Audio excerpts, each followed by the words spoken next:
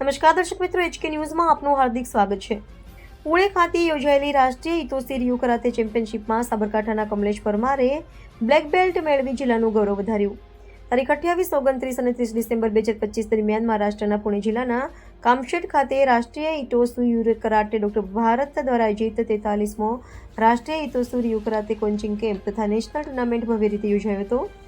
આ કાર્યક્રમનું આયોજન ચીફ ટેકનિકલ ડાયરેક્ટર શિહાન જોજી અબ્રાહમના નેતૃત્વ હેઠળ કરવામાં આવ્યું હતું.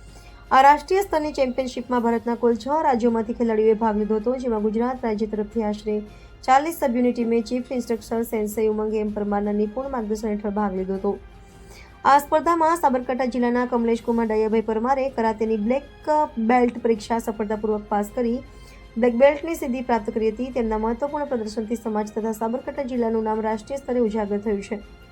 આ પ્રસંગે સેન્સઈ ઉમંગ એમ પરમાર, 5th ડેન જાપાન ટેકનિકલ ઇન્સ્ટ્રક્ટર ગુજરાત રાજ્ય દ્વારા કમલેશ પરમારને તેમની ભવિષ્યની કરાતે કારકિર્દી માટે હાર્દિક શુભેચ્છાઓ પાઠવવામાં આવી હતી.